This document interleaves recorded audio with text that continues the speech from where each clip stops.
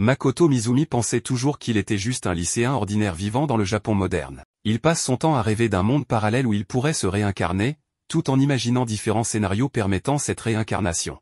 Il va à l'école comme d'habitude, va qu'à ses occupations puis retourne à la maison. Mais un jour, après sa douche, il se retrouve projeté dans un lieu inhabituel par le dieu Tsukuyomi pour lui révéler un secret. Il lui dit qu'il va l'envoyer dans un monde parallèle mais Makoto ne comprend pas ce qui lui arrive. Le dieu pensait qu'il était au courant de cela mais apparemment non. Il lui dit que ses parents viennent d'un autre monde, ce qui surprend Makoto mais accepte l'idée une fois qu'il se souvient qu'il n'a jamais rencontré ses grands-parents. Le dieu lui dit que les parents de Makoto ont signé un pacte avec la déesse d'un autre monde, puis ils sont allés au Japon et ont accepté que, lorsque le jour viendra, ils lui donneront ce qu'il valorise le plus. Makoto dit que s'il ne part pas, ils prendront l'une de ses deux sœurs, alors il accepte. En plus, le dieu promet de se débarrasser de ses magazines de plus de 18 ans et il remercie le dieu. Makoto donne des lettres au dieu pour sa famille et celui-ci lui donne une partie de son pouvoir. Makoto commence à disparaître et le dieu le met en garde contre la déesse, car elle est très indélicate et il le somme à se montrer indulgent. Lorsque Makoto atteint le palais de la déesse, elle entre en explosant avec des insultes, le traitant de laid, d'idiot et d'autres choses qu'une fille populaire dit à un gars qu'elle qualifie de loser. Elle lui dit qu'elle a déjà trouvé d'autres héros pour sauver son monde et n'a pas besoin d'une créature dégoûtante comme lui. Elle décide donc de l'envoyer au bout du monde avec d'autres monstres à l'apparence repoussante. Puisqu'il est de son devoir de lui donner un pouvoir, elle lui donne simplement la capacité de comprendre et de parler les langues des créatures autres que les humains, et lui dit avec cela de ne pas se reproduire dans ce monde et le jette dehors. Pendant sa chute, il est sauvé par le dieu Tsukuyomi, qui s'excuse pour la brutalité de la déesse et continue en disant que la chute ne lui fera rien. Il explique que les bénédictions des dieux n'atteignent pas son monde d'origine, c'est pour cela qu'il ne pouvait pas utiliser la magie. Mais dans ce nouveau monde, il a été libéré de ses contraintes, ce qui fait de lui un surhomme, toutefois s'il meurt, c'en est fini pour lui. Tsukuyomi s'excuse car communiquer avec Makoto a consommé beaucoup de son pouvoir, et il doit dormir pendant plusieurs siècles pour récupérer. Mais avant de disparaître totalement, le dieu Tsukuyomi déclare Makoto totalement libre dans ce nouveau monde. Il atterrit dans un cratère dans un paysage rocheux stérile, marche vers une montagne haute pendant 3 jours sans nourriture ni eau. Makoto n'arrive pas à se résoudre à ce qui lui arrive disant que cela pourrait être mieux, car ce n'est pas comme ça que cela se passe dans les mangas. Alors qu'il se plaint de se sentir seul, soudain, il entend une femme appeler à l'aide. Il se précipite pour la sauver, pour découvrir qu'il s'agissait d'une fille cochon terrifiée portant des vêtements humains, et qu'un chien à 2 têtes essayait de la manger. Le chien commence à l'attaquer mais il esquive les attaques du chien et le désoriente avec sa vitesse avant de le frapper au cou, mais celui-ci lui perce le corps comme une balle. Et il réalise alors qu'il est bien plus fort qu'il ne le pensait. Makoto est choqué par ses capacités, et la fille cochon terrifiée tente de s'enfuir. Il parle à la fille qui est surpris, en lui disant qu'il est gentil et la fille n'a d'autre choix que d'accepter sa demande d'amis. Il demande où il peut trouver une ville humaine mais la fille dit qu'il n'a aucun près d'ici. Ce qui met Makoto en colère car la déesse l'a bien niqué. Elle se présente comme Emma, une orque des hautes terres qui doit être sacrifiée au dragon invincible Shin, au sommet de la grande montagne. Ce qui surprend Makoto et la fille explique que leurs récoltes se sont ruinées depuis l'apparition d'un épais brouillard, raison pour laquelle elle doit se sacrifier. Alors elle accepte de le conduire dans leur village pendant que Makoto commence à imaginer des scènes sordides dans sa tête. Elle l'emmène dans son village et lui offre à manger. Il voit la fille déplacer des objets avec la magie et il lui demande de la lui enseigner. La fille lui enseigne la magie du feu, qu'il maîtrise d'un coup, et sa magie est surpuissante. La fille lui fait passer un test pour savoir son niveau mais est surpris de voir qu'il est niveau 1, ce qui ramène le moral de Makoto à 0. Le lendemain matin, il se dirige vers la grande montagne pour remercier Emma en s'occupant du dragon et cela inquiète beaucoup Emma. Comme il était dans le club de tir à l'arc de l'école, il transforme le feu en arc et flèche et tire une flèche de feu sur une porte, bien que ce ne soit qu'un tir d'entraînement pour lui, la porte est soufflée par l'explosion et les méchants qui harcelaient les orques sont instantanément vaincus par cette attaque. Il se servait juste du nom du dragon pour chasser les orques, mais maintenant que Makoto a endommagé la maison du dragon, il apparaît pour se battre contre lui. Un brouillard rouge recouvre tout et le majestueux dragon apparaît et attaque Makoto, qui esquive tout. Le brouillard s'épaissit, mais notre héros a une nouvelle compétence sensorielle qui lui permet de voir le dragon malgré le brouillard et d'esquiver toutes les attaques avant de commencer sa contre-attaque. Il crée alors des boules de feu partout autour du dragon mais le dragon pense que c'est inutile. Il lance alors les attaques qui atteignent le dragon et lui inflige des dégâts significatifs. Makoto montre alors ses compétences en boxe en ne faisant que 3 coups, il met le dragon KO, mais dès qu'il baisse sa garde, le dragon utilise ses yeux magiques pour le piéger dans une illusion où elle pense qu'il va mourir. Makoto voit alors son cadet du club de tir à l'arc, Hasegawa, qui est plutôt jolie et populaire, et dans son rêve, elle lui avoue ses sentiments et est plutôt insistante. Il sait que ce n'est pas possible car il manque de beauté, de taille, d'intelligence et même d'argent, donc il peut dire que c'est une illusion, et il utilise son pouvoir pour la dissiper. Le dragon est ravi en voyant les souvenirs de Makoto et déduit qu'il vient d'un autre monde puis commence à se comporter comme un gamin. Maintenant, Makoto réalise que c'était le pouvoir donné par le dieu Tsukuyomi et en l'utilisant, il pourrait manipuler l'espace autour de lui à volonté. Il l'avait utilisé pour détecter le dragon plus tôt, et maintenant il l'utilise pour renforcer ses points afin qu'il puisse briser le piège de l'illusion. Il sort dehors et est prêt à battre le dragon, mais celui-ci se comporte comme un chaton, suppliant pour sa vie. Le dragon va droit au but, disant qu'elle a vu ses souvenirs et était intéressée à en voir plus, et pour cette raison, elle veut lui offrir un contrat pour devenir son compagnon, ce qui serait bénéfique pour les deux parties. Makoto est initialement hésitant, mais il accepte le contrat, et le dragon commence le rituel. La magie les entoure, et alors que la fille dragon essaie de forger le pacte, une fois le contrat achevé, elle se transforme en une jolie femme, vraiment la meilleure chose qui puisse arriver dans n'importe quel anime. Makoto est déçu car il était plus intéressé par un serviteur dragon qu'une fille, et la fille dragon lui dit que c'est pourquoi il mourra puceau. La fille dragon explique alors que dans un contrat comme celui-ci, l'être le plus faible prend la forme du plus fort, et comme elle allait devenir une femme humaine, elle est devenue une samouraï parce qu'elle était intéressée par les drames historiques qu'elle a vus dans les souvenirs de Makoto. Ensuite, elle emmène son nouveau maître dans sa sous-dimension, qui est un monde imaginaire auquel seule elle peut accéder, et alors qu'elle s'attendait à ce qu'il soit sombre et vide comme mon futur, elle découvre qu'il s'agit en réalité d'une région forestière luxuriante qui a changé selon les souvenirs de Makoto. En voyant une si grande zone sous son commandement, Makoto pense que c'est une terre gratuite et veut construire une ville ici en pensant que ce serait un endroit mystique et légendaire. Ensuite, il emmène la fille dragon chez les orques pour expliquer qu'elle n'était pas impliquée dans leur capture et il tombe sur Emma qui déconseille Makoto de combattre le dragon mais la fille à côté de Makoto se présente comme étant le dragon. Ce qui surprend Emma étant donné que Shin est un dragon supérieur. Shin donne ses écailles tombées pendant le combat mais en voyant la vraie forme de Shin, Emma tombe dans les vapes. Le soir au village de Emma, ils organisent une fête pour leur héros. Emma apporte de la nourriture à Makoto et demande d'après Shin mais Makoto pense qu'elle est partie dormir. Emma remercie Makoto d'avoir sauvé son village mais il dit que ce n'est pas grand-chose, étant donné qu'elle lui a enseigné la magie et Emma dit qu'il est étrange. Pendant ce temps, la fille dragon boit avec le chef du village. Celui-ci aimerait remercier Makoto mais Shin lui dit que ce n'est pas nécessaire. Elle suggère alors au chef du village de déménager dans un meilleur endroit avec des terres plus prospères. Le lendemain matin, ils ont tous fait leur bagage pour déménager dans le domaine divin de Shin, ce qui surprend Makoto qui gronde Shin en lui demandant quel est ce domaine. Shin explique qu'il s'agit de la sous-dimension de la dernière fois. Elle explique qu'elle a fait cela car Makoto rêvait de créer une ville. En plus l'environnement est très agréable. Shin dit qu'elle a fait d'introduire d'autres créatures aussi. Pendant qu'il parle, un clone de Shin apparaît mais en toute petite taille. Il est surpris par l'étendue des pouvoirs de Shin et demande plus de détails des capacités de Shin. Makoto se retourne et essaie de convaincre les orques du contraire, mais les orques sont déterminés, et alors la fille dragon les absorbe tous, avec leur maison et leur boutique puis les a envoyés dans la sous-dimension. Les orques ont fait des progrès dans la construction de la ville. Et Makoto a également maîtrisé divers éléments magiques, parmi lesquels il découvre qu'il est le meilleur en eau et qu'il ne peut pas utiliser le vent du tout. Il peut également modifier les éléments ou en créer plusieurs à la fois. Pendant ce temps, Shin passe son temps à regarder des séries dans les souvenirs de Makoto, mais elle n'en a toujours pas assez et force Makoto à lui céder ses souvenirs. Shin ne lui laisse aucun répit et elle commence même à parler comme des personnes de films érotiques, ce qui attriste Makoto qui se demande jusqu'où elle est allée dans ses souvenirs. Une fois Shin partie, Makoto voit qu'elle laisse traîner partout les souvenirs qu'elle enregistre et voit une ancienne photo de famille. Il promet alors de voyager et de retracer l'histoire de ses parents. À l'extérieur, les orques ont des problèmes pour couper un arbre robuste, et Makoto les aide en utilisant le pouvoir qu'il a reçu du dieu Tsukuyomi, qu'il nomme désormais royaume. Il crée sa propre aura autour de lui et à l'intérieur de celle-ci, il renforce son couteau et coupe l'arbre comme s'il était du beurre, avant de le soulever et de le déposer dans un coin. Il peut même utiliser le royaume pour guérir les blessures des orques, et cette astuce ne nécessite même pas de mana, mais il ne peut pas le faire pour lui-même. Ensuite, la fille dragon revient d'une course, portant dans ses bras un nain inconscient, et elle dit à son maître que le nain a été blessé par l'araignée noire du désastre, un monstre à la fin éternelle. Juste au moment où elle dit ça, une araignée géante brise le mur invisible protégeant ce monde imaginaire et tente d'y entrer. La créature géante araignée entre dans le demi-plan, l'aura sombre et l'intention meurtrière qu'elle dégage terrifie Makoto et, en plus de cela, la fille dragon refuse de l'aider, mais elle lui dit qu'elle l'a déjà combattu auparavant et que l'araignée s'enfuira après avoir subi un peu de dommages.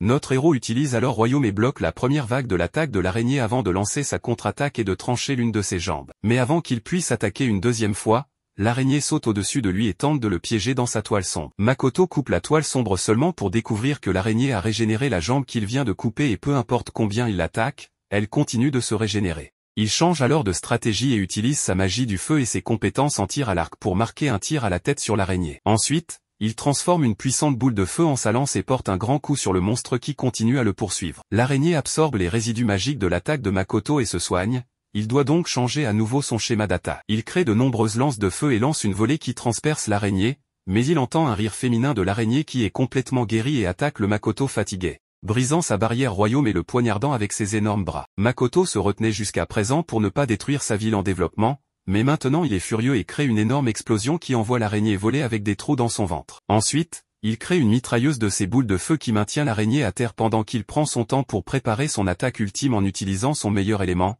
l'eau. Il crée une puissante flèche d'eau et tire sur l'araignée, la transperçant dans la forêt, mais c'est tout ce qu'il pouvait faire avant de s'effondrer car il a utilisé trop de magie. Malheureusement, l'araignée n'est pas encore morte et elle est suffisamment guérie pour capturer Makoto vivant. La fille dragon craint de ne pas pouvoir sauver son maître d'être mangé, mais l'araignée se révèle être un vrai pervers qui aime vraiment la douleur et être dominé, et combattre Makoto était la première fois qu'elle se sentait si pleine depuis si longtemps, alors elle a apprécié chaque instant. Elle veut être avec lui à chaque moment de sa vie, mais la fille dragon la frappe et libère Makoto avant de donner une suggestion à l'araignée. Elle lui demande de former son contrat de serviteur avec lui dès maintenant, même s'il est inconscient, et il pourrait obtenir sa permission plus tard. L'araignée accepte de former le contrat et quand Makoto se réveille plus tard, complètement guéri, il trouve une fille habillée en noir à côté de lui qui le remercie pour le repas et promet de se consacrer à lui. Il est choqué et horrifié même si la fille est un peu mignonne, il n'a pas un bon pressentiment à son sujet. La fille en noir dit à Makoto qu'il a été guéri par la fille dragon, son minuscule clone et Emma, mais il n'a demandé que qui elle était. Elle répond qu'elle est l'araignée noire et lui raconte tout sur comment elle a formé un contrat avec lui alors qu'il était inconscient. Alors qu'elle se lèche les lèvres en disant qu'elle offre tout à son maître,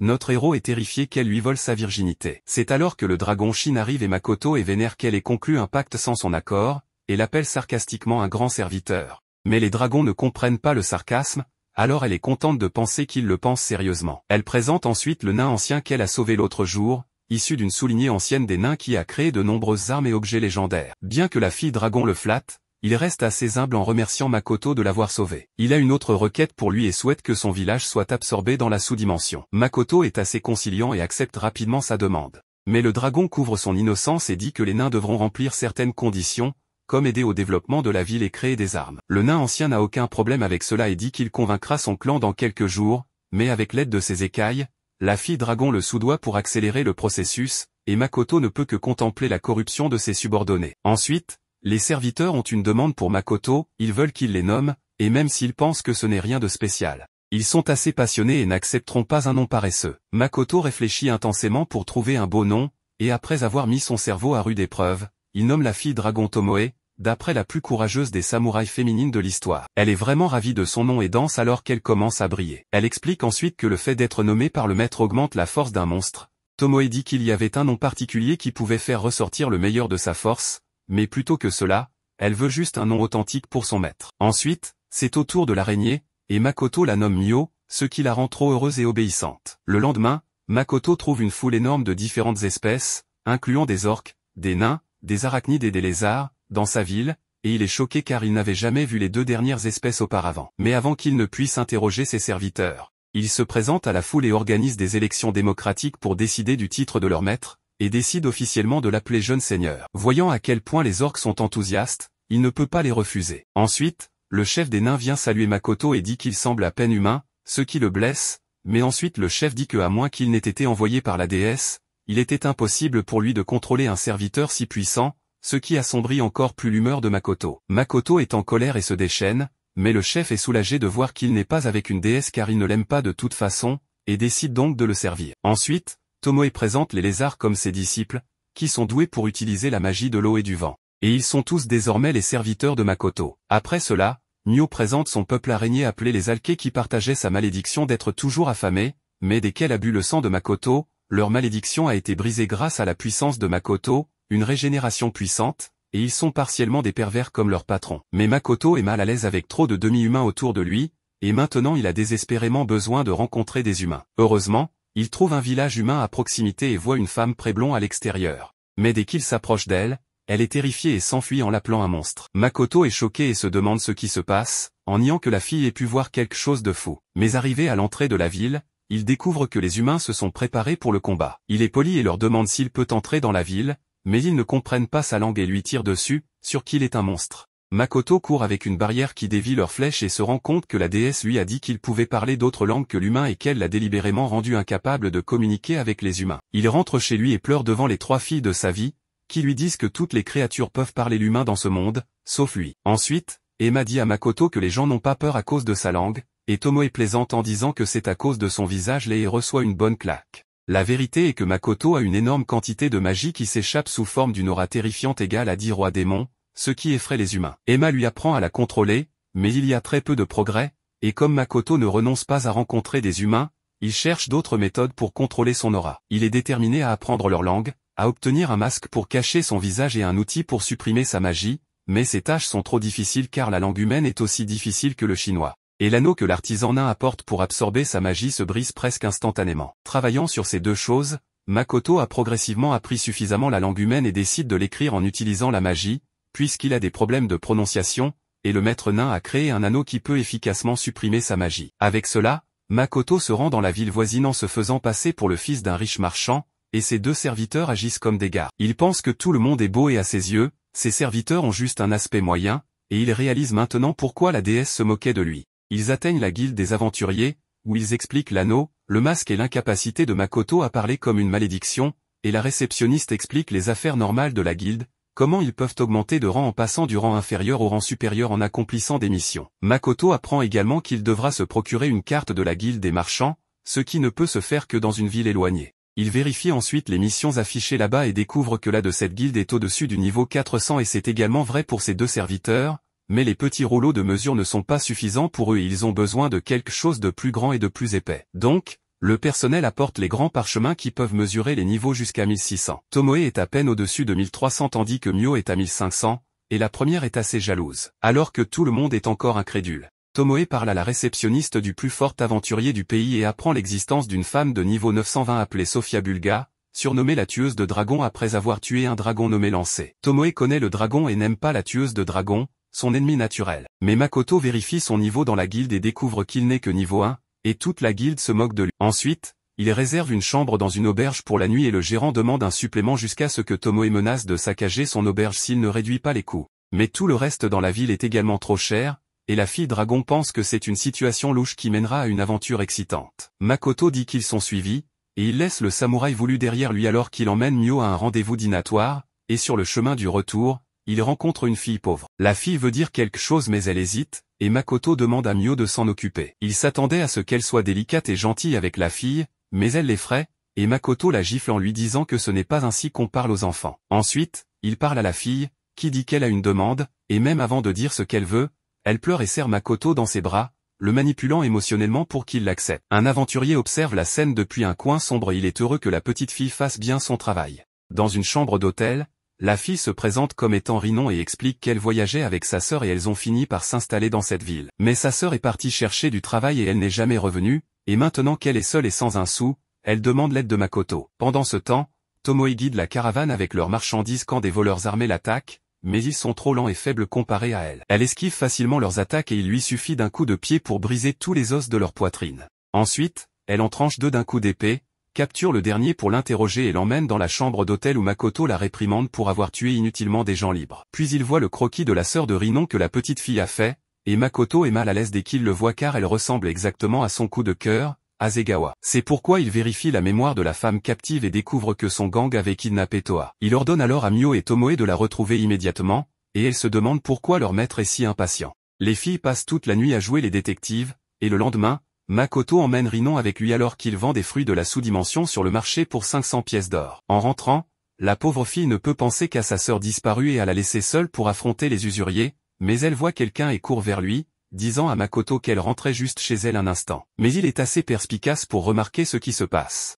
Et il utilise son royaume pour enquêter et découvre que Rinon faisait un rapport à un aventurier qui lui avait demandé de voler 500 pièces d'or au marchand. Il menace la petite fille en lui disant que si elle ne le fait pas, sa sœur souffrira, mais si elle vole la somme, ils seront tous deux libres de leurs dettes pour toujours. Rinon est en dilemme moral, mais pour sa sœur, elle décide de trahir l'homme qui lui a donné abri et nourriture. Makoto a tout entendu et pense que ces gens sont au-delà du salut, mais cette ville a désespérément besoin d'un héros. Pendant ce temps, Tomoe et Mio ont déjà fait leur travail et ont découvert que Toa était en vie dans une prison souterraine. Elle est malade et faible, mais Mio la guérit facilement, puis détruit la porte en lui demandant de venir avec eux. Mais ils sont arrêtés par l'aventurier le plus fort de la ville, un cow-boy nommé Mills, et ensuite ses acolytes se joignent à lui, ceux-là même qui contrôlaient Rhinon juste avant. Il dit qu'elle comprend tout, Mills agissait comme un héros à l'extérieur, mais il était en réalité un pathétique vilain et un lâche. Il se met en colère et les accuse de falsifier leur niveau, mais il change ensuite de ton et leur demande de rejoindre son équipe. Les filles refusent poliment. Mais il insulte leur maître en le traitant de laid et en disant qu'il doit avoir un petit quelque chose de plus petit que la moyenne. Cela met Tomoe et Mio en colère et elle frappe Mills,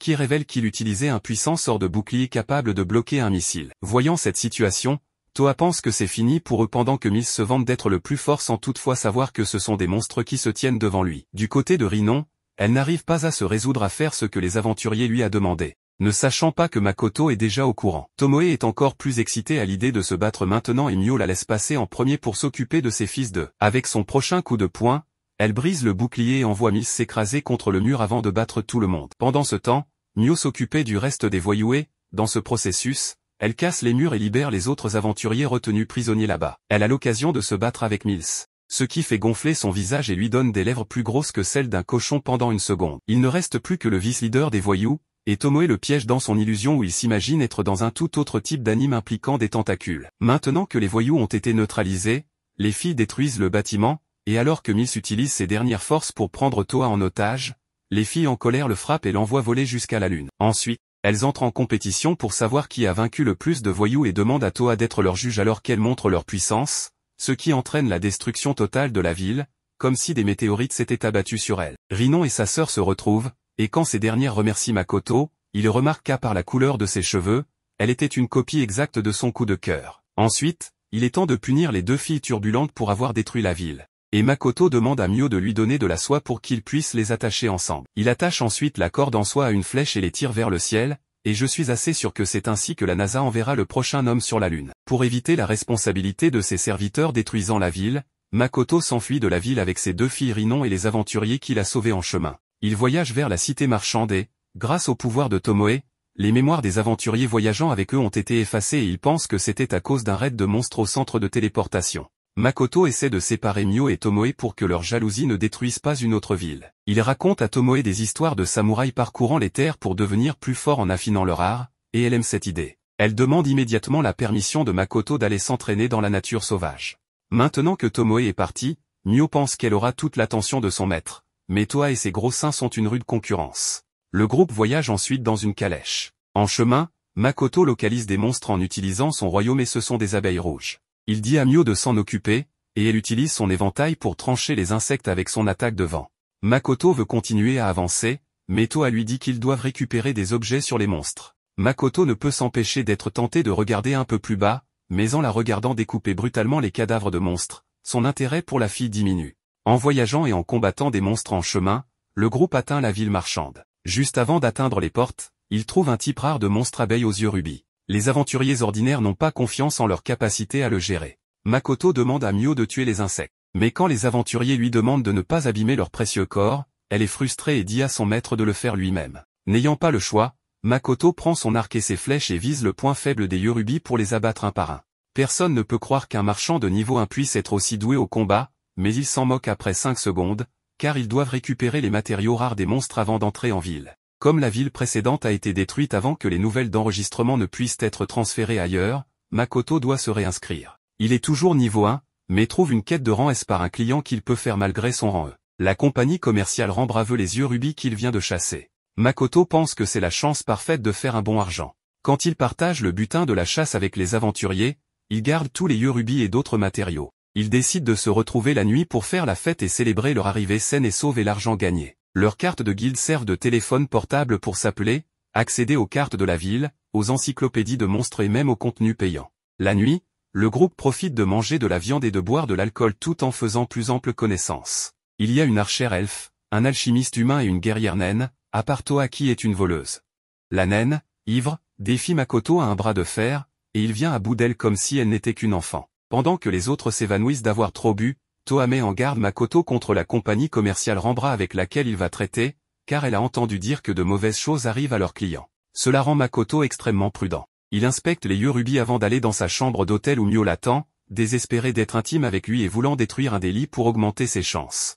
Mais Makoto n'a pas l'intention d'assouvir ses fantasmes et va directement se coucher. Le lendemain, il retourne dans la sous-dimension car il peut désormais créer lui-même des portes dimensionnelles. Là-bas, il rencontre le clone de Tomoe et Emma. Emma n'est pas ravie que Makoto leur parle avec courtoisie car il est leur chef, mais notre garçon s'excuse disant que c'est de cette fan qu'il parle à l'extérieur. Emma comprend cela mais dit que cette excuse n'est plus valable, une fois dans la sous-dimension. Cette rigueur d'Emma lui fout les boules comme jamais. Elle a pris le rôle de sa secrétaire et alors elle lui fait un rapport. Elle explique que les Alkés vivent près de la montagne, les orques et les hommes lézards aident à construire et les nains poursuivent les travaux et réparations, tout en créant de nouveaux équipements. Les hommes lézards s'occupent de l'agriculture et de la garde des hameaux. En unissant leurs forces, les orques créent une demeure pour Makoto. Il le trouve gigantesque et le clone de Tomoe lui dit qu'elle leur servira de point de rassemblement. Makoto pense que cela doit demander un savoir-faire mais Emma lui dit qu'ils connaissent le processus de construction, d'après le plan qu'ils ont appris en regardant les drames enregistrés dans la mémoire de Makoto par Tomoe. En parlant de la fille dragon, ni Makoto, ni Emma, ni même son minuscule clone n'ont été capables de la contacter, mais Makoto n'a pas le temps d'y penser car le chef des nains vient le chercher pour l'emmener à leur atelier où il lui montre les brillantes armures qu'ils ont créées. Mais il refuse de les porter car il est un archer, pas un combattant, ce qui fait pleurer les nains. Puis Makoto voit un manteau qui correspond à son style, fait par le même génie fou qui a créé son anneau. Il est certain que ce manteau absorbera suffisamment de magie de Makoto pour le tuer, ce qu'il ne fait évidemment pas. Le manteau offre une haute défense magique et physique, et peut même changer de couleur pour passer d'un mode défense à un mode mobilité. Mais il se déchire immédiatement et le nain responsable est déterminé à en faire un meilleur la prochaine fois. Les Alkés utilisent une magie de transformation temporaire leur permettant de prendre forme humaine. Ils travaillent principalement à la collecte d'ingrédients et n'ont aucun mal à ramasser et manger même les choses les plus venimeuses. Le jour suivant, Makoto prend les yeux rubis et se rend seul, nerveux, à la compagnie de commerce Rambra pour sa première grosse affaire. Mais tout ne se passera pas comme prévu car le chef des lieux le renvoie sans même voir ce dont il était capable. Assis avec le représentant de la société de négoce Rembrandt Patrick, Makoto s'excuse de ne pas pouvoir parler et communiquera plutôt par écrit, ce qui convient parfaitement à Patrick. Son majordome entre alors que Patrick demande depuis combien de temps Makoto est aventurier, étant donné que Patrick est au courant de la plupart des aventuriers de la ville mais ne reconnaît pas le nom de Makoto. Makoto explique qu'il vient d'emménager en ville récemment et révèle qu'il est de rang 1 en niveau, visant à rejoindre la guilde des marchands et à établir sa propre société de négoce. En entendant cela, Patrick se met en colère, se lève et réprimande Makoto pour mal faire les choses, pour ensuite lui demander de partir. Entendant le niveau et le rang de Makoto, Patrick suppose que Makoto utilise cette réunion pour établir un lien avec sa société de négoce, mais Makoto révèle les yeux de Ruby, ce qui choque Patrick. S'excusant immédiatement, Patrick remarque les yeux de Ruby rares et bien entretenus, ce qui incite Makoto à demander pourquoi Patrick en a besoin. En guise d'excuse pour sa grossièreté, Patrick révèle qu'il a besoin des yeux de Ruby pour produire un type spécial de médicament, l'ambrosia, qui peut guérir la plupart des malédictions. Apparemment, la femme et la fille de Patrick ont été affectées par une maladie maudite, un type de malédiction causée par un rituel de sorcier. Patrick a réussi à capturer le sorcier, mais ils n'ont pu découvrir que c'était une malédiction de rang B avant que le sorcier ne meure. Voulant aider, Makoto demande à être présent lors de la fabrication du médicament car il connaît personnellement un maître alchimiste qui accélérera le processus de création. Et comme il faut 2 yeux pour guérir une personne, Makoto offre tous ses yeux, ce qui fait pleurer Patrick, son majordome Maurice et tout le monde. Voyant tous les majordomes et les servantes agir comme une famille autour de Patrick, Makoto réalise qu'il devrait leur laisser de l'espace. Patrick lui remet alors un reçu ainsi que l'heure à laquelle le médicament sera fabriqué. En se dirigeant vers la guilde des marchands, Makoto apprend de la réceptionniste qu'il y a un test pour rejoindre la guilde qui peut être passé à tout moment, impliquant un test écrit basé sur un manuel de guilde, et après avoir terminé la partie écrite, Makoto devra passer le test physique, où il devra fournir des biens aléatoires tels que des bouteilles vides ou même des crocs de loup. S'il réussit les deux, il devra déposer une énorme somme d'argent comme preuve de sa force économique, mais s'il échoue, il devra attendre 6 mois avant de le repasser. Demandant à acheter le manuel, la réceptionniste recommande simplement d'emprunter celui de quelqu'un d'autre car il est assez cher, mais Makoto estime qu'une copie personnelle serait la meilleure option. En jetant un coup d'œil au manuel, Makoto est surpris, ce qui fait se sentir mal la réceptionniste car elle sait que le test est difficile. Étonnamment, Makoto demande à passer le test immédiatement, ce qui choque la réceptionniste. Mené dans une salle, Makoto note comment il a déjà mémorisé la plupart des choses alors que cela se produit. L'examinateur entre alors, prend le manuel de Makoto tout en lui remettant son test et en lançant un chronomètre. En parcourant le test, Makoto se met immédiatement au travail, fonçant pour le test alors que les questions sont du niveau de la maternelle dans son monde précédent. Surprenant l'examinateur, Makoto se demande à quel point ce monde est vraiment éduqué, mais il n'a pas le temps de méditer car on lui demande de choisir un rang pour son test physique. Malheureusement, en choisissant le rang A, Makoto est invité à récupérer 4 objets extrêmement rares ou des objets de valeur équivalente. Malheureusement, Makoto doit être au moins de niveau 50 pour entreprendre une quête de rang A, ce qui signifie que Toa, l'elfe, le nain et le chimiste avec qui il est venu en ville sont en fait assez forts car ils sont tous de niveau 100 et plus. Sortant quelques objets qu'il a reçus avant de partir avec le groupe, l'examinateur est choqué d'apprendre que Makoto a de tels contacts, l'accueillant immédiatement dans la guilde des marchands, félicitant Makoto. La réceptionniste demande alors à Makoto de revenir le lendemain pour récupérer sa carte de guilde, le renvoyant sur son chemin. Pendant ce temps, nous passons à Tomo, qui est vu s'entraîner dur pour devenir une samouraï, tuant d'innombrables créatures et ramenant même un crabe dans le demi-plan, où tous les habitants du village l'aident à faire bouillir le crabe. Tomo découpe le crabe pour dévorer la chair dodue avec les villageois. Soudain, Tomo apprend que Mio recherche les souvenirs de Makoto, craignant que Mio ne voie les drames historiques qu'elle n'a pas encore vus et ne les mange. Tomo se précipite chez Makoto. En entrant, elle est accueillie par Emma, à qui elle a donné de fausses informations sur Mio, sachant que Tomo se présenterait. Au lieu de cela, Mio traduit les souvenirs de Makoto, qui était le travail de Tomo avant qu'elle ne disparaisse, et comme une menace, Emma déclare qu'elle ne dira pas à Makoto que Tomo est revenu dans le demi-plan tant qu'elle fera son travail. Après le départ d'Emma, Tomo félicite la ruse d'Emma tout en cherchant des moyens de procrastiner. Alors que Tomo et Mio se rattrapent, Mio demande à Tomo d'arrêter de la distraire et que Tomo devrait rendre compte à Makoto à son retour. Passant à Makoto, nous le voyons entrer dans un bar sans savoir quoi commander comme boisson et en commandant une au hasard. Alors qu'il attend, il entend d'autres aventuriers parler d'un crabe de jeu puissant ayant effrayé les essaims d'abeilles rouges d'une forêt voisine. Un certain des créatures dont il parle, Makoto est enfin servi d'une boisson jaune se demandant s'il pourrait s'agir de citron, mais pendant tout cela, 2 personnes le regardent. En prenant une gorgée, Makoto est triste d'apprendre que la boisson est aromatisée à la banane et pas même si forte en goût, ce qui lui fait regretter les fruits du demi-plan. Suivant le fragment de Tomo, on la voit en train de voler des fruits seulement pour que Makoto apparaisse à travers une brume en la taquinant pour avoir volé. Tandis qu'il déguste des fruits, Makoto apprend que la météo dans le demi-plan est imprévisible, ce qui réduit la quantité de fruits produits. Se demandant quelle pourrait être la cause, Makoto demande à propos de la ville illusionniste sur laquelle il a demandé à ses disciples de travailler, mais le fragment de Tomo admet qu'elle ne sait pas ce que Makoto demande concernant la ville illusionniste. Heureux d'expliquer, Makoto déclare que vendre des fruits et de l'équipement au monde extérieur pourrait ne pas bien fonctionner car les gens pourraient ne pas valoriser les articles ou qu'il pourrait y avoir un conflit car les gens pourraient suspecter quelque chose avec Makoto ayant toujours des objets aussi puissants. Au lieu de cela, Makoto veut que les aventuriers errent à travers une brume et entrent dans le demi-plan, offrant à ces aventuriers quelques articles gratuits avant de les renvoyer. De cette façon, ces aventuriers répandront la nouvelle de cette ville mystérieuse et des objets rares, permettant à Makoto de vendre et d'intégrer plus facilement des objets dans le demi-plan dans le monde réel. Soudain, Makoto est appelé télépathiquement par Tomo, qui demande à Makoto de venir à son emplacement. Alors que Makoto se précipite chez lui, il est surpris de voir Mio se battre avec Tomo en lui demandant de lui donner la suite des enregistrements de la mémoire de Makoto. Lorsque Tomo refuse, Mio menace de dévorer les souvenirs de Makoto avec des drames historiques, demandant à être mis au courant. Makoto apprend que Mio travaillait sur la traduction de ses souvenirs mais avait vu quelque chose dans les souvenirs mais ne pouvait pas tout voir, exigeant que Tomo produise le reste de la mémoire. Intervenant, Makoto essaie de les séparer mais ils continuent simplement à se chamailler, ce qui énerve Makoto. Élevant la voix, Makoto calme les deux.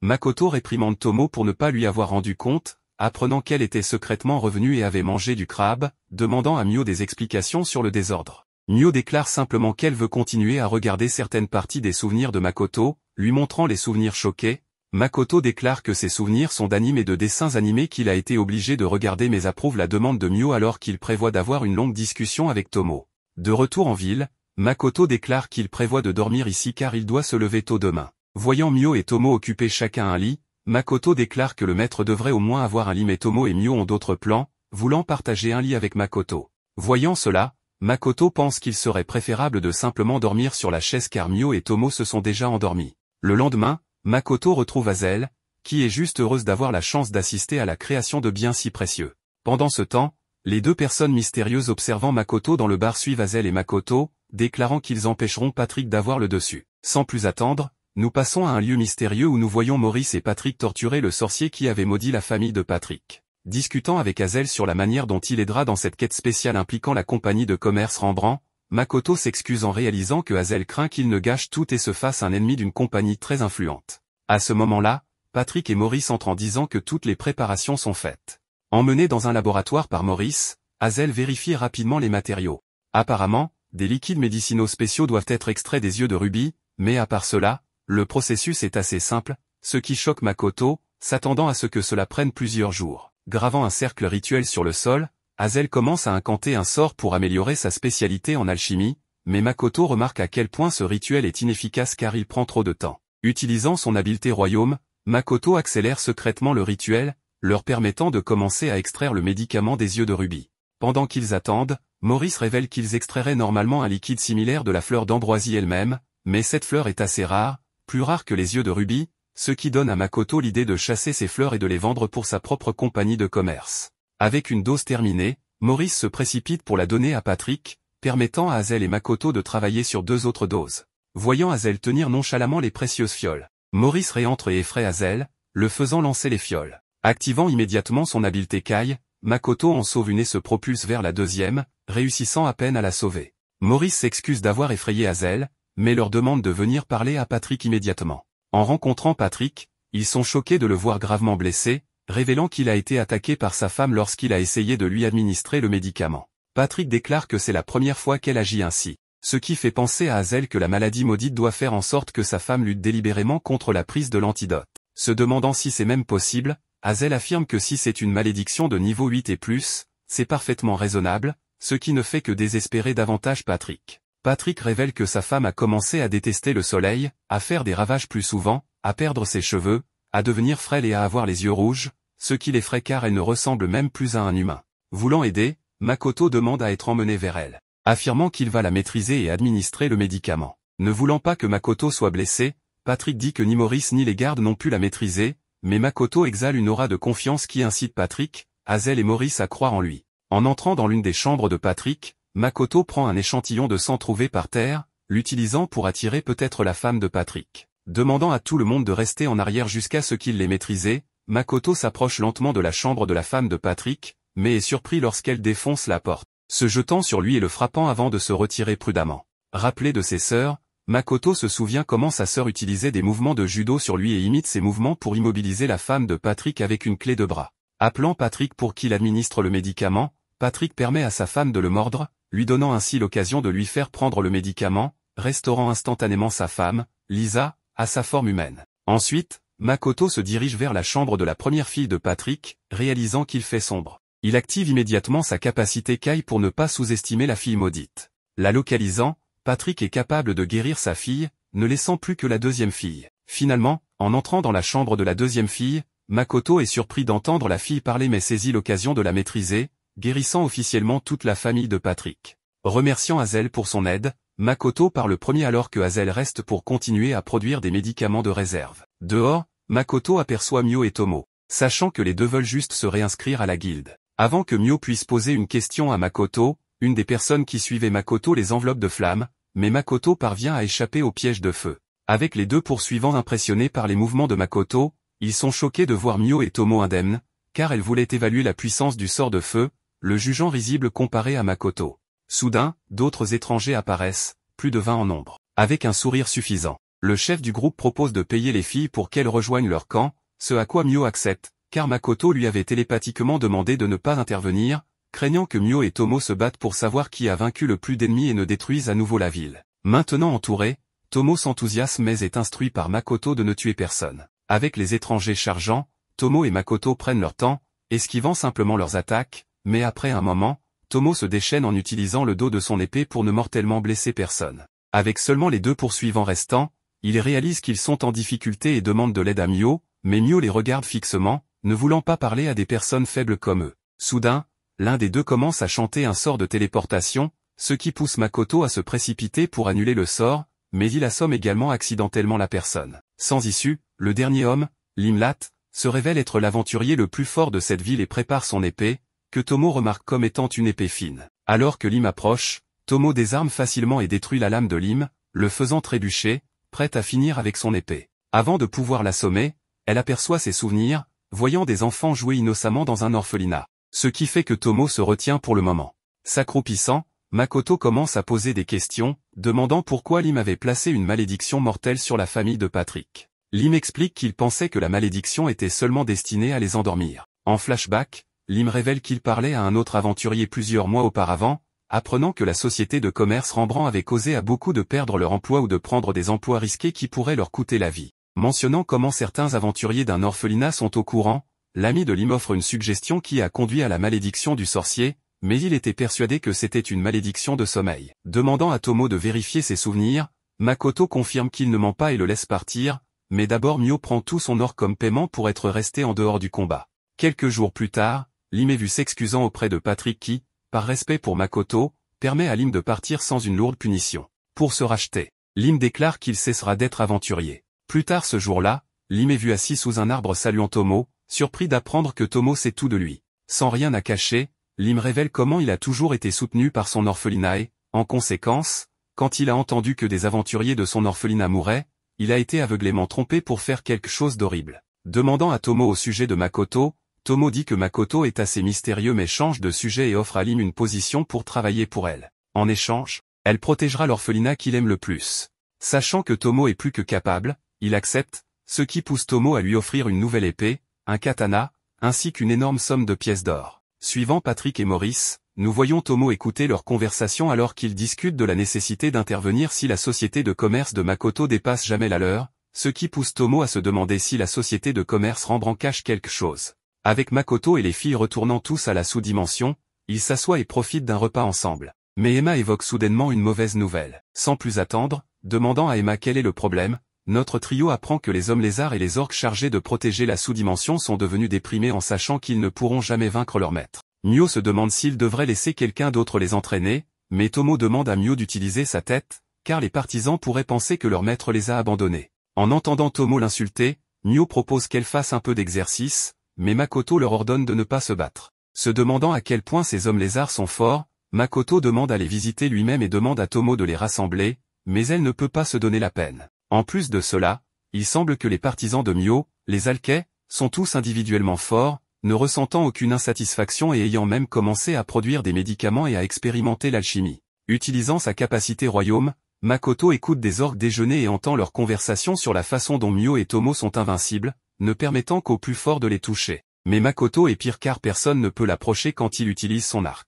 S'ils parviennent à se rapprocher, il crée une explosion massive qui repousse tout le monde. En écoutant les orques, Makoto se demande si les hommes lézards ressentent la même chose, car les différentes races ne se voient jamais s'entraîner. Se sentant mal d'avoir été dur avec les orques, Makoto se demande ce qu'il devrait faire mais est distrait par Mio qui commence à aimer les tomates. Ravi d'entendre que Makoto a suggéré de les faire bouillir ou de les déshydrater et de les tremper dans l'huile. Il se concentre de nouveau. Lorsque Tomo les rejoint, elle rapporte que ces hommes lézards connaissent des problèmes similaires, incapables de surmonter leurs faiblesses. En entendant cela, Makoto réalise que les orques et les hommes lézards ne se parlent pas, ce qu'Emma confirme en disant que les espèces gardent leur tactique confidentielle. En réfléchissant, Makoto se demande ce qui changerait si les orques utilisaient le style de combat des lézards, ou vice-versa, mais Emma ne comprend pas. Ce qui pousse Tomo à intervenir et à demander à Emma si elle pense que les orques ou les hommes lézards deviendraient plus forts en restant comme ils sont. Juste à ce moment-là, Tomo a une idée, que Makoto lui fait promettre de ne pas causer de victimes. Rassemblant tous les orques et les hommes lézards, Tomo organise un duel entre les meilleurs guerriers de chaque espèce en un duel en tête-à-tête. Choisissant un représentant de chaque côté, Tomo annonce Agari comme représentant des orques des hautes terres et Lydie des lézards des brumes. Les deux guerriers courageux prenant le combat au sérieux, le duel commence avec Lydie qui projette Agari avec un rugissement de vent, seulement pour bondir sur Agari. Restant calme, Agari conjure un bouclier pour arrêter les avances de Lydie. Passant à l'offensive, Agari frappe le sol avec sa hache, repoussant Lydie, mais Lydie profite de l'occasion pour entailler Agari avec son rugissement de vent, se préparant à donner le coup de grâce. Cependant, c'était ce qu'Agari attendait, attrapant la queue de Lydie pour le claquer au sol, mettant fin au combat en faveur d'Agari. Voyant que c'est le moment parfait, Tomo déclare que bien que les deux guerriers aient offert un bon spectacle, ils sont complètement sans espoir en comparaison d'elles-mêmes, de Mio ou de Makoto. Sollicitant l'opinion de la foule, Tomo explique qu'ils peuvent être faibles comparés à leur trio, mais cela ne leur donne pas l'excuse de rester comme ils sont. Par conséquent, Tomo annonce que tous les 7 jours, chaque orque, lézard, nain et alkais devra participer à des matchs individuels avec un rang assigné à chaque personne. En entendant cela, la foule craint qu'ils ne révèlent leur tactique aux autres espèces, mais Tomo les réprimande, disant que cacher leurs secrets est le moindre de leurs soucis, car en se débarrassant de leur ego et en apprenant des autres, ils pourront réellement s'approcher de la connaissance et de la puissance de leur trio. Makoto intervient également, affirmant que grandir, apprendre et se mesurer les uns aux autres leur permettra de devenir de véritables guerriers. Il nomme ce système les classements de la sous-dimension. De retour en ville, Tomo et Mio recommencent à se disputer pour savoir qui a le plus haut niveau, mais malheureusement, Mio reste la plus forte avec un niveau de 1500, tandis que Tomo est à 1340. En voyant Makoto avec les filles, la réceptionniste informe Makoto que Lim, le premier aventurier de la ville, a pris sa retraite et lui demande de trouver un remplaçant adéquat. Après réflexion, Makoto dit qu'il connaît quelques aventuriers de rang 100 et demande à Tomo de former le groupe de Toa, sachant que Tomo est plus que capable. En quittant les lieux, Tomo réfléchit à l'attitude de Makoto en parlant de Toa, remarquant qu'il est sérieux. Elle en déduit que Toa ressemble à quelqu'un de la vie passée de Makoto. Sachant cela, elle pense qu'il serait préférable de former Toa et son groupe rapidement et de les faire quitter la vie de Makoto. Tomo commence immédiatement un entraînement brutal pour Toa et les autres, les soumettant à des créatures gigantesques. Cependant, elle est rapidement obligée d'intervenir pour piéger les créatures lorsque le groupe de Toa est sur le point de perdre. Tomo demande à Louisa, l'archère elfe, et à Toa, l'assassin, pourquoi ils ont attaqué de front, les réprimandant pour leur imprudence malgré leur haut niveau. Ensuite, elle interroge Hazel sur le fait de ne pas utiliser sa magie de la terre et de l'eau, surprenant tout le monde car il n'a pu utiliser que la magie de guérison. Voyant qu'il n'y a pas d'autre moyen, Tomo leur enseigne une stratégie, demandant à Hazel de poser un piège pour les créatures et à Louisa de se repositionner pour tirer de loin. En relâchant les créatures piégées, le groupe est choqué de voir certaines d'entre elles coincées, permettant à Louisa de les abattre facilement. Tomo demande alors au groupe de rester sur leur garde car d'autres créatures arrivent. Elle instruit Ranina, la naine, de tank le prochain Nessem, permettant à Toa de s'infiltrer discrètement par derrière pour les éliminer. Avec cette stratégie, Tomo dit à Hazel de ne guérir que si nécessaire et d'utiliser des sorts de terre et d'eau pour aider à l'offensive. Après un entraînement jusqu'au coucher du soleil, Tomo félicite tout le monde mais fixe leur prochain objectif, conquérir une tanière de créatures remplie de sang des mêmes créatures qu'ils ont affrontées ce jour-là. En entendant cela, le groupe déclare qu'ils sont encore trop faibles, mais Tomo affirme qu'elle sait qu'ils peuvent réussir cet exploit, leur ordonnant de se reposer pour aujourd'hui mais de revenir demain après avoir réussi à conquérir la tanière. Le lendemain, Tomo attend à la guilde le groupe de Toa, mais elle apprend que la tanière qu'elle leur a assignée est en fait quasi impossible pour le groupe de Toa. L'endroit est connu sous le nom de chemin du souhait de mort, situé près de la forêt de Tinarak où de nombreux aventuriers ont disparu. Juste à ce moment-là, Toa et ses membres reviennent complètement épuisés et ayant utilisé toutes leurs ressources, mais ils ont réussi la quête de Tomo, se faisant un nom en ville. Passant à Makoto, nous le voyons demander à Mio si elle peut chasser les fleurs d'ambrosia, lui demandant de chercher dans la forêt de Tinarak. Se rendant rencontrer Patrick, Makoto demande s'il peut emprunter un peu de l'espace de logement de Patrick pour sa propre entreprise, ce que Patrick accepte volontiers, demandant à Maurice de faire de la place pour Makoto. Cependant, Patrick pose une question en retour, ayant déduit que Makoto tente de cacher son entreprise du royaume. Apparemment, Makoto a appris de la réceptionniste que cacher son entreprise est assez normal, mais qu'il est difficile d'obtenir des connexions. Sachant que Patrick lui doit une faveur, Makoto sait que Patrick sera plus qu'heureux de l'aider, car Patrick connaît personnellement un endroit complètement hors de portée du royaume et lui demande du temps pour organiser un tel emplacement. Suivant Mio, nous la voyons enfin atteindre la forêt de Tinarak avec un de ses partisans. En zoomant à l'intérieur de la forêt, nous voyons plusieurs aventuriers explorer la forêt, sans savoir qu'ils sont suivis par deux mystérieuses personnes. En suivant Eris, la mystérieuse fille qui traque les aventuriers entrant dans la forêt, elle commence à mépriser les aventuriers déjà vaincus, apprenant qu'Aqua, la fille avec elle, ne les avait que immobilisés, dégoûtés que des humains osent entrer dans leur forêt sacrée. Pendant ce temps, nous voyons Makoto accompagné des trois filles, qui tentent de réduire son pool de mana, mais aucune incantation n'y parvient. Juste à ce moment-là, le fragment de Tomo rapporte que les préparatifs sont prêts. Les villageois de la sous-dimension ayant organisé une fête pour célébrer la formation de la nouvelle société commerciale de Makoto. Makoto, timide, donne un discours mais le fragment de Tomo lui apporte une boisson pour l'encourager. En signe de remerciement, Makoto tapote la tête du fragment, réalisant que, puisque c'est une partie de Tomo, à la fois le fragment et Tomo ressentent la tape. Voyant cela, Mio devient jalouse et propose de la nourriture à Makoto, espérant avoir l'occasion de le nourrir, mais Makoto utilise simplement ses mains. Voyant Mio monopoliser toute l'attention de Makoto, Tomo traîne Mio au loin, laissant Makoto passer du temps avec les villageois rassemblés. Ensuite, Akina, une alkei, se présente et montre comment elle peut maintenir sa forme humaine pendant de longues périodes, impressionnant Makoto. Ayant accompagné Mio à la forêt de Tinarak, Akina donne à Makoto un rapport complet sur les différentes espèces de fleurs et leurs coordonnées respectives dans la forêt, confirmant la présence de fleurs d'ambrosia. Le seul problème est la présence de créatures dans la forêt, ce qui a poussé Mio et Akina à ne rien prendre sans permission. Makoto demande à Akina et à ses amis comment ils trouvent la sous-dimension.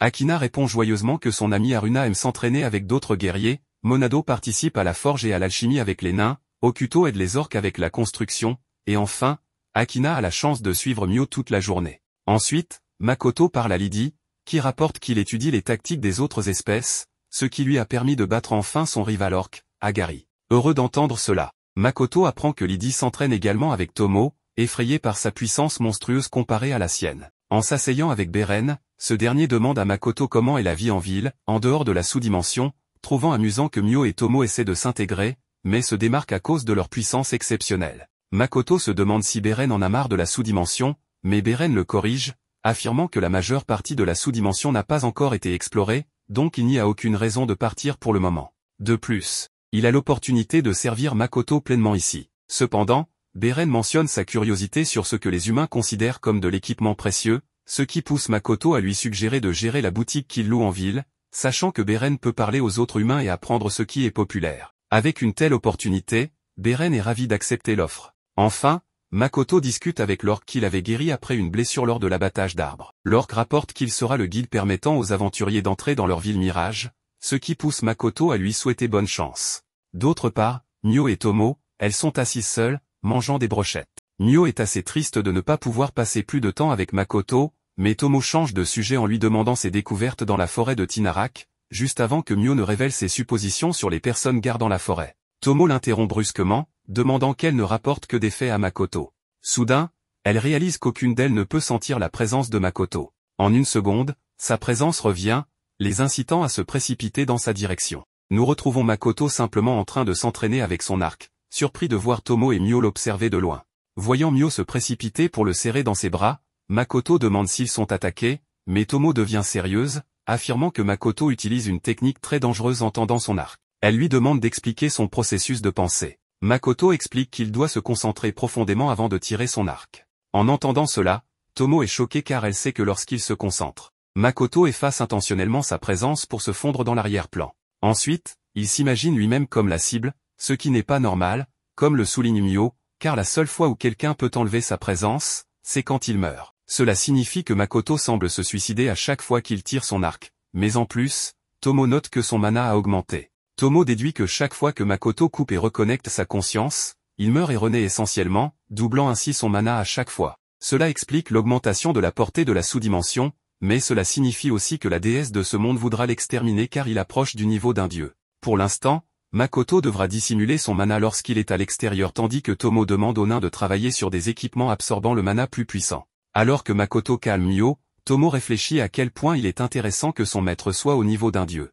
Le lendemain, Makoto se promène en ville, réfléchissant à comment il est maintenant incapable de tirer à l'arc normalement sans trop réfléchir. Alors qu'il se promène la nuit, un sac est soudainement lancé dans sa direction. Il l'évite, seulement pour apercevoir un demi-humain qui, selon lui ressemble. De nulle part, une femme blonde tente de séduire Makoto qui réalise qu'il est dans le quartier chaud, mais avant que quoi que ce soit ne se passe, Mio et Tomo le traînent loin de là. Ramenés dans leur chambre, Tomo et Mio sont furieuses, Mio bloquant toutes les issues de Makoto. Les deux filles commencent à accuser Makoto de préférer les prostituées à elle. Entendant Makoto balbutier, elles se forcent toutes deux sur lui, mais Makoto érige un mur de glace entre eux et disparaît soudainement. Emma, courant vers un arbre, trouve Makoto suspendu à l'envers avec ses vêtements déchirés. Déduisant que Mio et Tomo peuvent être responsables de cela, Emma change de sujet, disant à Makoto que Rugi a terminé de fabriquer un équipement absorbant le mana pour lui. Le lendemain, Rugi montre son nouveau manteau absorbant le mana, reliant plusieurs anneaux pour augmenter considérablement la durabilité de l'équipement.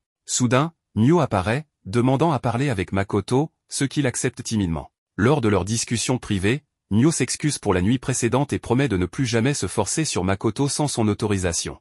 Changeant de sujet, Makoto annonce qu'il va visiter la forêt de Tinarak pour négocier les fleurs d'ambrosia pour sa société commerciale, mais Mio affirme que ce sera une perte de temps et qu'elle pourrait simplement les prendre de force. Cependant, lorsque Makoto propose de ne visiter la forêt qu'avec Mio, elle oublie l'idée de terroriser la forêt, car elle peut être seule avec Makoto. Passant maintenant par la forêt, Makoto et Mio se dirigent vers les fleurs d'ambrosia. Mio aperçoit des aventuriers les suivant et tisse une toile pour qu'ils ne perturbent pas son rendez-vous avec Makoto. Alors qu'ils approchent d'un grand champ rempli d'ambrosia, Makoto remarque de la boue au sol et pour éviter que Mio ne glisse et tombe, il lui demande de lui tenir la main ce qui surprend Mio. Alors qu'ils traversent le champ, Mio se sent tellement heureuse comme si elle était projetée au 7e ciel. Soudain, Makoto et Mio sont arrêtés par Aqua et Eris, ce qui irrite Mio, car ces personnes interrompent son moment spécial avec Makoto. Pour aggraver les choses, les trois aventuriers suivant Makoto et Mio apparaissent également, et Makoto reconnaît l'une des aventurières comme étant la fille d'hier. Soudain, Eris et Aqua accusent Makoto, Mio et les aventuriers de voler les biens de leur terre, incitant Eris à conjurer un sort de glace, effrayant tout le monde. Alors que Makoto s'enfuit, nous voyons la fille blonde d'hier courir à ses côtés, lui ordonnant de les protéger. Avec Aqua tirant personnellement des flèches enflammées sur eux, Makoto peut sentir l'attaque à temps, élevant sa barrière de royaume et protégeant tout le monde de tout dommage supplémentaire. Sans plus attendre, emportant Mio, Makoto court aux côtés des aventuriers qui exigent que Makoto les sauve. Agacé, Makoto entend soudain la voix de Tomo discuter via télépathie. Il demande à Tomo si elle connaît les attaquants et si elle peut aider, mais Tomo refuse, jalouse que Makoto soit en rendez-vous avec Mio, allant même jusqu'à lui tenir la main. Explorant sa situation, Makoto promet à Tomo qu'il lui permettra de poursuivre la katana et la riziculture comme passe-temps si elle aide, ce qu'elle accepte immédiatement. Tomo propose alors une idée, elle demande à Makoto de créer un écran de fumée pour qu'elle puisse transporter les aventuriers dans la sous-dimension via la brume, les emmenant ainsi vers la ville illusionnaire, à la fois pour les protéger et pour se débarrasser d'eux. De plus, Tomo suggère que Makoto donne à Mio un de ses plats préférés car elle est actuellement de mauvaise humeur. Canalisant une boule de feu, Makoto tire sur le sol sous les aventuriers, créant un écran de fumée qui permet à Tomo de les emporter pendant qu'Aqua et Eris sont distraites par les tirs ennemis. Makoto se coupe alors la main, donnant son sang à Mio, ce qu'Aqua et Eris trouvent effrayant, mais cela suffit à rendre Mio heureuse, complimentant le repas délicieux qu'elle a reçu. Après avoir assisté à cette scène étrange, Eris commence à lancer un puissant sort de glace, voulant en finir rapidement. Mais alors qu'elle canalise lentement la magie dans sa baguette, Mio intervient, absorbant lentement la magie et impressionnant Makoto. Enchaînant, Makoto lance un faisceau lumineux pour distraire Aqua et Eris,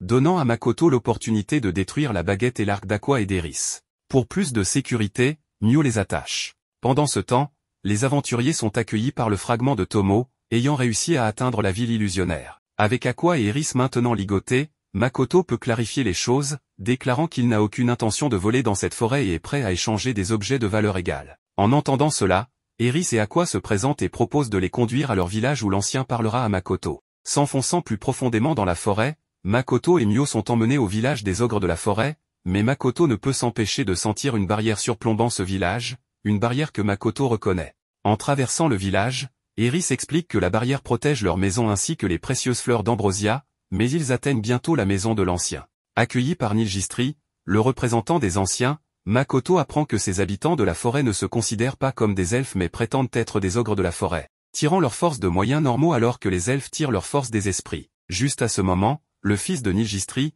Adano, entre, lançant un regard noir à Makoto avant de réprimander les anciens pour leur refus d'accepter qu'ils sont des elfes, bien qu'ils soient des descendants d'elfes. Les anciens expliquent que les ogres de la forêt créent les bois contrairement aux elfes qui en dépendent, mais Adano rétorque que cela est sans importance, mentionnant qu'une barrière de dragon s'affaiblit. Se tournant vers Makoto, Adano écoute comment Makoto n'est qu'un marchand venu échanger des biens, mais Adano sait que si Makoto est capable de vaincre Aqua et Eris, il est bien plus qu'un simple marchand. Après le départ d'Adano, Nilgistri s'excuse pour le comportement de son fils, demandant à Mio et Makoto de rester pour poser plus de questions.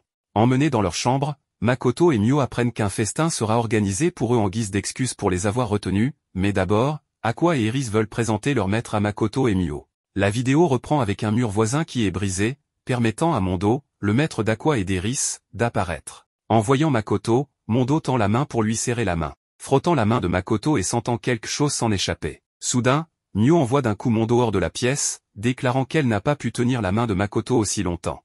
Alors qu'Aqua et Eris vérifient l'état de Mondo, celui-ci remarque à quel point Mio est forte, mais surtout, il note que Makoto dissimule une compétence puissante. Plus tard dans la soirée, Makoto discute en privé avec Mio, lui demandant d'enquêter personnellement sur Adano et Mondo car Makoto a un mauvais pressentiment à leur sujet. Heureuse de pouvoir jouer les espionnes, Mio se fond dans le sol, mais elle pense à quel point Makoto devient de plus en plus impatient chaque jour. Pendant ce temps, alors que Mondo se promène dans la forêt, Mio le surveille depuis les arbres, notant que Mondo s'est complètement rétabli depuis avant, mais surtout, elle soupçonne que Mondo est possédé par quelque chose, se retenant de le dévorer. En même temps, Mio attrape quelque chose dans ses toiles qu'elle a tissées, écoutant une conversation entre Adano et une personne mystérieuse révélée être un démon. De retour auprès de Makoto, elle demande à Mio et à Tomo d'échanger de place car il doit confirmer quelque chose. Ce soir-là, alors que le festin commence, Makoto regarde au-delà de la foule, admirant les artistes, remarquant Mondo et Adano discutant en privé. Alors que Mondo devient de plus en plus agressif, soudain un mystérieux mort-vivant apparaît du corps de Mondo.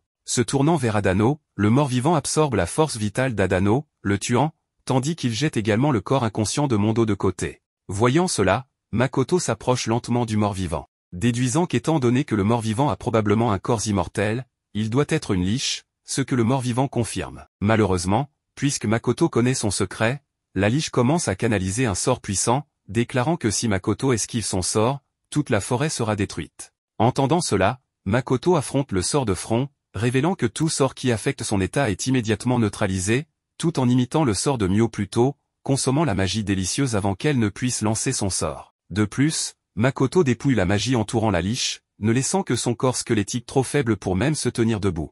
Alors qu'une foule se forme, Tomo arrive enfin, aidant Makoto à envoyer la liche dans la sous-dimension pour que Makoto puisse lui parler plus tard. En même temps, les anciens de la forêt remercient Makoto, révélant qu'ils avaient prévu d'assassiner Makoto pendant le festin, mais avant qu'il ne puisse continuer, Tomo intervient, saluant Nilgistri. Tomo révèle quel était le grand dragon qui a érigé la barrière autour de ce village, demandant à tout le monde de respecter Makoto car il est maintenant son maître. De retour dans la sous-dimension, Makoto commence à interroger la liche. Apprenant qu'il voulait étudier le fonctionnement des ogres de la forêt, mais Makoto est plus intéressé par sa raison de vouloir être immortel. La liche révèle qu'il aspire à devenir grand. Alors qu'ils discutent, la liche devient de plus en plus impuissant face à Makoto, reconnaissant son vaste monopole ainsi que son potentiel infini.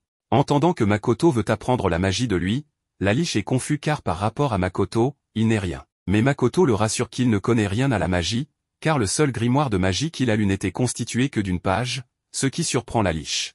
Tomo propose de l'assujettir au lieu de lui acheter un grimoire. Tomo intervient encore, déclarant qu'elle connaît la définition d'un suprême comme un être capable de se déplacer vers d'autres mondes sans être arrêté par la déesse de ce monde. Mais Tomo révèle qu'elle ne connaît que quelques grands qui sont partis dans un autre monde et ont décidé d'y rester car ces autres mondes étaient bien trop dangereux.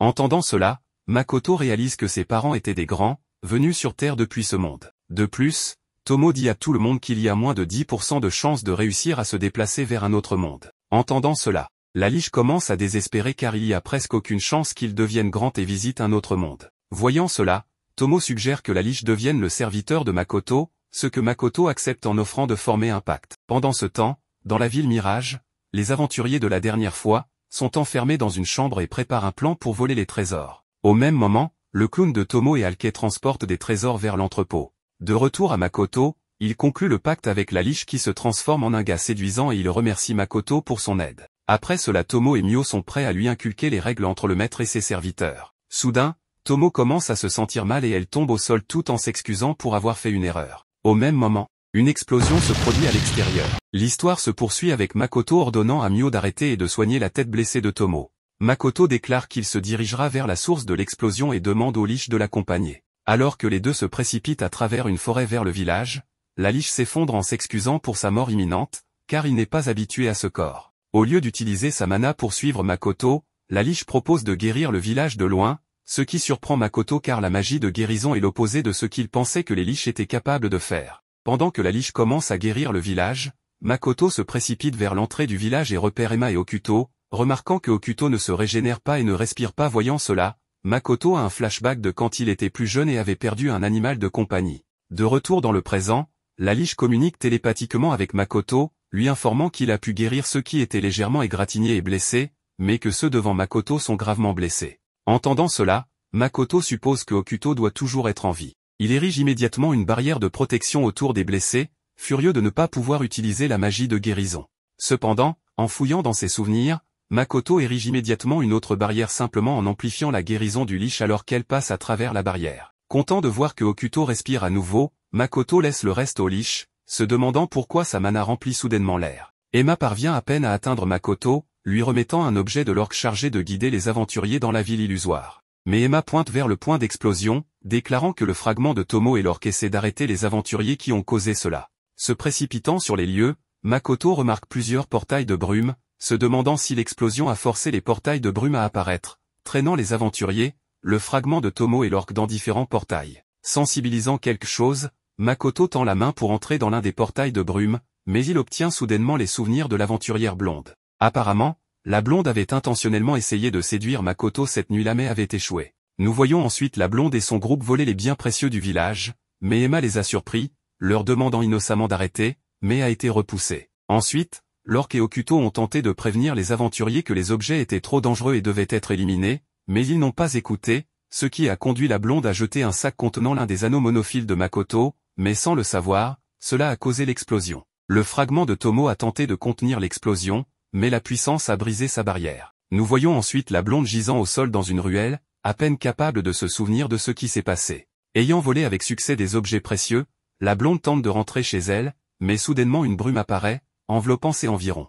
Makoto apparaît hors de la brume, la choquant car elle ne l'a jamais vue sans un masque. Puisque Makoto ne parle pas encore couramment, la blonde ne peut s'empêcher de reculer lentement alors que Makoto s'approche d'elle, déclarant que la blonde a survécu uniquement grâce au fragment de Tomo, mais même ainsi, c'est assez injuste pour une ordure comme elle de vivre. Exigeant que Makoto la laisse tranquille, la blonde se présente comme une aventurière de niveau 96, mais Makoto l'ignore, sortant son couteau, ce qui pousse la blonde à se précipiter vers lui. Alors que sa lame s'écrase contre le Kiberia de Makoto, Makoto la désarme, lui coupant les deux mains et la poussant au sol. Alors qu'il s'approche lentement d'elle, elle commence à supplier pour sa vie, mais Makoto révèle que, à cause de l'explosion, le fragment de Tomo et l'orque sont maintenant morts, mettant fin à sa vie. Alors qu'il se tourne pour partir, Makoto commence à pleurer, réalisant que la mort est une norme à laquelle il a vraiment sous-estimé la cruauté de ce monde. Le lendemain, les villageois organisent des funérailles pour le fragment de Tomo et l'orque, ce qui met en lumière que Makoto a vraiment sous-estimé la cruauté de ce monde. Alors que Mio, Tomo, Makoto et Shiki se réunissent dans une pièce, ils décident tous de donner à la liche le nom de Shiki, représentant la connaissance ou le bon sens. Heureux de voir Shiki satisfait de son nom, Makoto se tourne vers Tomo pour lui demander comment il a pu voir les souvenirs de l'aventurière blonde, car c'est une compétence spécifique à Tomo. Makoto se demande si, en concluant un pacte avec Tomo, Mio et Shiki, il commencera à développer des parties de corps de dragon, d'araignées et de morts-vivants, mais cela fait rire Tomo. Il est révélé que puisque Makoto avait conclu des pactes à travers des contrats de contrôle, aucune partie du serviteur n'entrera dans le corps du maître. Cependant, Tomo déclare que Makoto a probablement pu utiliser son habileté parce qu'il lui fait confiance, car il est bien connu qu'un maître peut utiliser les compétences d'un serviteur uniquement s'ils ont une forte connexion.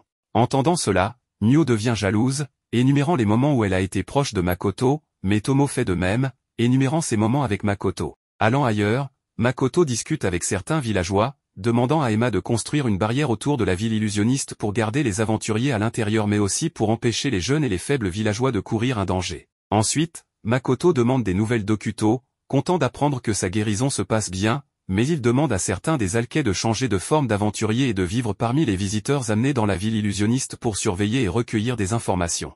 Makoto visite ensuite les nains, leur demandant d'intégrer un système d'élimination où les objets dangereux sont immédiatement éliminés et les objets précieux sont mis hors de portée des aventuriers. Comme les nains se mettent immédiatement au travail, Makoto rend visite à l'ami de l'orque qui est décédé, déclarant qu'il s'est personnellement excusé auprès des parents de l'orque décédé. Mais en entendant cela, l'ami de l'orque déclare que Makoto n'est pas à blâmer, car des choses comme celles-ci se produisent et lorsqu'elles se produisent, il est important d'accepter et de veiller à ce que cela ne se reproduise plus.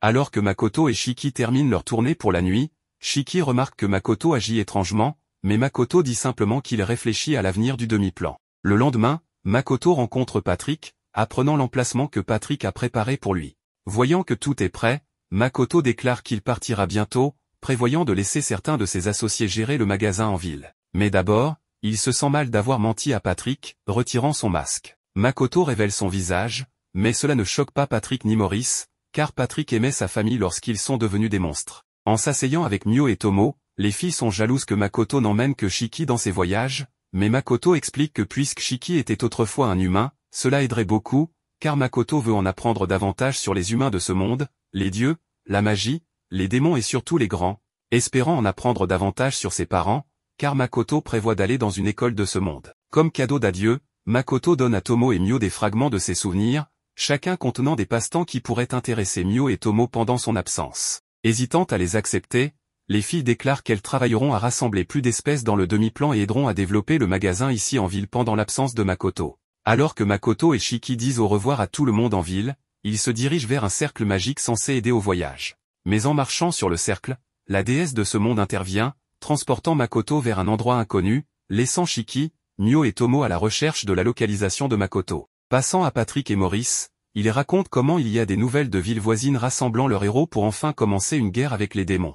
Regardant autour de lui, Makoto ressent une soif de sang, à peine capable de l'esquiver, mais en échange, il perd certains de ses doigts. Alors que Makoto regarde vers ses ennemis, deux personnes mystérieuses, une fille maniant une puissante épée nommée Sophia et un jeune garçon nommé Mitsurugi, tous deux émettant des auras puissantes. Makoto entend Sophia et Mitsurugi l'accuser d'être le représentant de la déesse pour les humains, se demandant pourquoi la déesse a envoyé un demi-humain. Essayant de communiquer avec Mio, Tomo ou Shiki, Sophia remarquant que Makoto est distrait, se précipite pour frapper, mais Makoto bloque heureusement ses coups avec sa barrière. Même avec sa barrière de royaume, Sophia parvient toujours à le repousser, mais Makoto estime qu'il devrait arrêter son saignement d'abord en utilisant son arc pour nouer la blessure. Sophia pense que Makoto est une chimère à base d'humain mais Makoto dit qu'il est bien humain. Il en profite pour utiliser sa magie pour demander pourquoi il l'attaque, un humain comme eux. Mais les deux révèlent qu'ils se sont rangés du côté des démons, ce qui fait d'eux des ennemis par défaut. Entendant cela, Makoto projette sa barrière de royaume au-delà des montagnes, bloquant sa vue, réalisant qu'il y a des armées humaines et démoniaques rassemblées. Ne voulant pas être entraîné dans une guerre entre les humains et les démons, Makoto se demande s'il devrait s'échapper dans le demi-plan, mais cela serait trop dangereux pour les villageois faibles. Ayant besoin de plus de temps pour réfléchir à un plan, Makoto convertit son code bleu en un code rouge, ce qui incite Mitsurugi à avertir Sophia du corps de Makoto recouvert de mana. Lançant simultanément des sorts de feu à une cadence rapide, Makoto bombarde Sophia et Mitsurugi, les forçant à créer leur propre barrière. Alors qu'ils sont distraits, Makoto tente de fuir, mais plusieurs épées apparaissent, bloquant et coupant sa fuite. Voyant Makoto fuir, Sophia, avec l'aide de Mitsurugi, le poursuit, disparaissant temporairement pour réapparaître derrière lui. Heureusement, le code qu'il porte parvient à bloquer une attaque fatale, incitant Sophia et Mitsurugi à se demander si Makoto est injustement béni par la déesse. Mettant un anneau, Sophia prétend que l'anneau absorbera toute la protection divine de la déesse sur Makoto, mais cela ne fait qu'irriter Makoto. Makoto affirme qu'il ne travaille pas avec la déesse, ce qui surprend les deux, car ils ont tous deux vu Makoto entrer à travers la lumière dorée de la déesse. Sachant cela, Sophia et Mitsurugi estiment qu'ils devraient quand même tuer Makoto par précaution, mais demandent son nom avant de continuer leur attaque. Se présentant d'abord, Sophia se présente comme l'aventurière la plus forte de ce monde, et Mitsurugi comme le dragon lancier, ce qui rappelle à Makoto un souvenir de Tomo. Voyant qu'il manque de temps, Mitsurugi et Sophia se préparent à attaquer, mais Makoto est maintenant prêt à riposter. Enlevant l'un de ses anneaux, Makoto utilise toute la mana qu'il contient pour créer une barrière pour lui-même, mais anéantit immédiatement la zone environnante autour de lui. Après avoir érigé sa barrière de royaume, Makoto examine la zone pour voir que Sophia et Mitsurugi sont toujours en vie. Sortant une flèche spéciale fabriquée par les nains, Makoto crée un arc en infusant la flèche de feu, puis tire directement sur Sophia et Mitsurugi. Alors que les deux se précipitent pour se protéger, Makoto révèle la compétence spéciale de la flèche, qui se divise en fragments. Mais même ainsi, les fragments passent à travers les barrières de Sophia et de Mitsurugi, qui survivent de justesse. Mitsurugi repère alors Makoto, préparant maintenant une flèche d'eau, ordonnant à Sophia de lui prêter force, projetant une barrière d'eau alors que Mitsurugi a une grande affinité avec l'eau. Alors que la flèche d'eau frappe sa barrière d'eau, l'arrow commence à se propager, surprenant Mitsurugi, car cela signifie que l'affinité de Makoto avec l'eau est plus grande que la sienne. Lorsque la flèche heurte enfin les deux, Makoto se retourne pour partir, mais soudain, Sophia apparaît, surprenant Makoto alors qu'il est incapable de bloquer l'attaque. Au lieu de cela, Makoto, tenant toujours sa flèche, l'utilise pour bloquer l'attaque, mais au lieu de cela, sa flèche détruit l'épée de Sophia. En supposant que Sophia abandonnerait maintenant, elle se précipite plutôt vers lui en le serrant fortement, distrayant Makoto suffisamment longtemps pour permettre à Mitsurugi de créer plusieurs centaines d'épées dans l'air, pendant que Sophia téléporte Makoto et elle-même au-dessus des nuages. En se libérant, Sophia se téléporte au-dessus des pointes sans fin, laissant Makoto tomber librement du ciel. Se concentrant, Makoto commence à lancer des sorts sur les lames devant lui, se frayant un chemin. En utilisant ses anneaux restants, Makoto canalise un sort d'eau final, le projetant sur Mitsurugi et Sophia, les séparant complètement des nuages et créant un cratère massif rempli d'eau. Au milieu du cratère, Mitsurugi et Sophia sont à peine en vie, Mitsurugi ayant perdu une jambe et Sophia ayant perdu toute son armure. Ils ne peuvent plus sentir la présence de Makoto, le supposant mort. En se réveillant, Makoto est vu de retour dans le demi-plan, complètement rétabli grâce aux filles. Alors que Patrick entend parler de la guerre entre les humains et les démons, on voit Makoto et les autres apprendre que la déesse avait prévu que Makoto meure face aux démons. Voyant les filles en colère contre la déesse, Makoto estime qu'il devrait devenir beaucoup plus fort, donc il se rend à l'école de ce monde et apprend davantage sur les fondamentaux pour l'aider à devenir plus fort. Cette fois, les filles veulent le suivre, ne voulant pas qu'il arrive quelque chose de similaire, mais Makoto déclare qu'il veut garder l'existence des filles secrètes, car la déesse peut déjà connaître Shiki. Changeant de sujet, Tomo dit qu'elle veut présenter Makoto à quelqu'un, demandant à son nouveau fragment de sortir cette fois. Tomo déclare qu'elle a utilisé l'un des anneaux de Makoto pour créer ce fragment, en s'assurant que celui-ci ne périra jamais comme le dernier. Comme tous les fragments ont des personnalités différentes, Makoto choisit de nommer ce fragment Komoe. Voyant que Makoto est devenu si attaché à Komoe, Mio ne peut s'empêcher de détester Komoe. Alors que la saison se termine, on voit Tomo recruter avec succès les ors de la forêt, heureux de voir qu'Eris, Aqua et Mondo sont également présents. Plusieurs jours plus tard, Makoto réussit à ouvrir son magasin, mettant en valeur l'artisanat magistral des nains et les articles précieux et les fruits du demi-plan, attirant l'attention de tous, y compris de Toa et de son groupe, ainsi que de Lim. Ce soir-là, Makoto est assis seul, réfléchissant à la bataille de Sophia et Mutsurugi, notant qu'il y avait en fait des héros combattants pour les humains, mais il balaie tout cela de côté alors qu'il est appelé à assister à une fête célébrant l'ouverture de son magasin en ville.